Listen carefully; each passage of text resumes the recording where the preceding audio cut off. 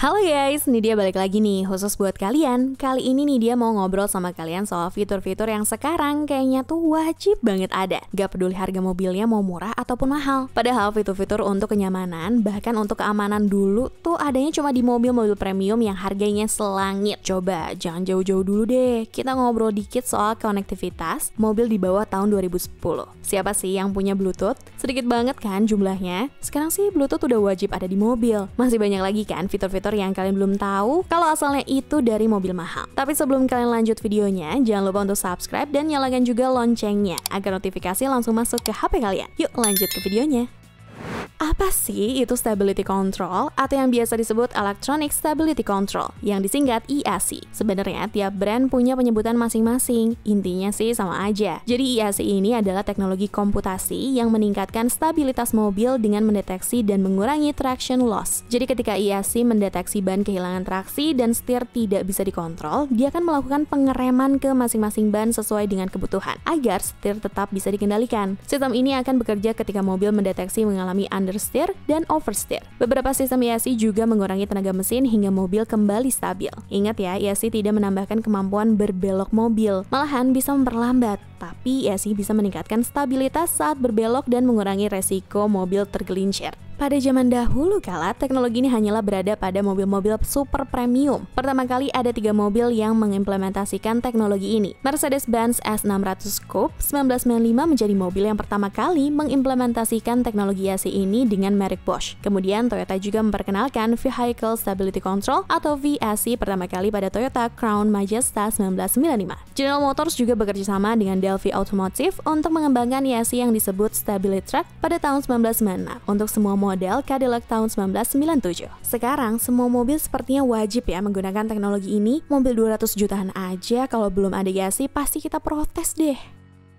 Electronic Parking Brake atau yang biasa disebut EPB atau lebih enak lagi disebut rem jari karena operasionalnya hanya menggunakan jari dan kurang maco dibandingkan rem tangan manual. Ya sebenarnya mau rem tangan atau rem jari normalnya disebutnya rem parkir. Jadi kalau rem parkir manual itu kita menggunakan otot untuk menarik tuas yang menyambung ke rem belakang untuk menahan ban belakang. Kalau rem jari maksudnya Electronic Parking Brake berbentuk digital di mana ketika kita menekan tombolnya rem parkir di ban belakang akan diaplikasikan. Yang sistem itu diatur oleh ECU. Sistem EPB ini bisa disebut juga bagian dari teknologi brake by wire. Biasanya mobil yang sudah menggunakan teknologi EPB sudah memiliki satu paket dengan sistem auto holding. Jadi kalau kita ngerem di lampu merah atau kemacetan dan sistem auto holding ini engage, kita tidak perlu menginjak rem terus-terusan atau menarik handbrake secara berkala. Nah, pas udah mau jalan, kita tinggal gas aja karena auto holding ini akan di-engage secara otomatis. Tapi masalahnya ada beberapa mobil yang sudah menggunakan sistem EPB tapi auto holdingnya absen. Masalahnya itu terjadi di beberapa mobil mahal. Sistem ini pertama kali lahir di dunia melalui seekor BMW seri 7 E65 pada tahun 2001. Dan kini teknologi EPB sudah banyak disematkan di mobil-mobil yang lebih murah. SUV 300 jutaan juga udah banyak yang pakai.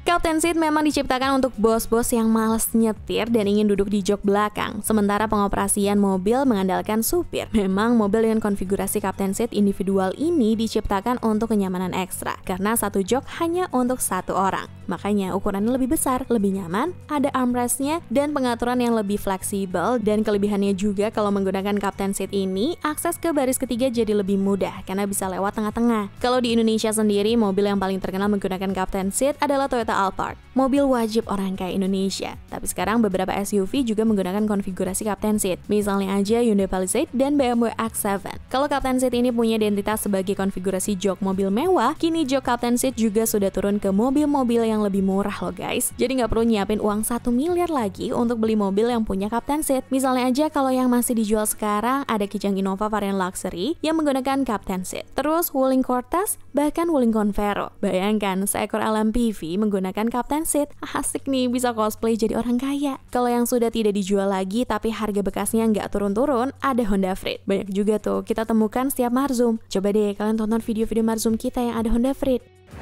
Airbag, sistem keamanan utama untuk menjaga kita dari kejedot dashboard saat terjadi tabrakan. Didesain untuk deploy secepat mungkin saat terjadi benturan di mobil dan kempes secara cepat juga setelah kejadian berlalu. Tujuan dari airbag ini adalah untuk meminimalisir cedera yang diterima penumpang saat terjadi tabrakan. Biasanya airbag ditempatkan di beberapa titik mobil. Dua yang utama adalah di setir dan di dashboard penumpang depan. Kemudian ada juga di seat depan, di lutut pengemudi, ada juga di pilar B yang biasanya membentang sampai pilar C. Airbag ini menggunakan sensor melalui ECU untuk menentukan apakah impact yang diterima mobil membutuhkan keterlibatan airbag. Dia akan deploy, namun jika menurut modul airbag tidak perlu, maka airbag tidak akan mengembang. Ini semua dikontrol melalui ECU. Kenapa membutuhkan sensor yang rumit seperti itu? Karena kalau setiap impact airbag keluar, masa nanti kesenggol mas-mas naik beat aja airbagnya deploy? Agak repot juga sih nanti ya. Desain airbag komersial pertama untuk mobil ada di tahun 1970-an, tapi sedikit yang berhasil dan beberapa malah menyebabkan fatality. Mobil yang pertama kali menggunakan airbag ini adalah Chevrolet Impala 1973 untuk kebutuhan pemerintahan. Dan mobil pertama yang dijual ke publik menggunakan airbag adalah Oldsmobile Toronado pada tahun 1973. Kalau sekarang sih LCGC aja wajib ada airbag.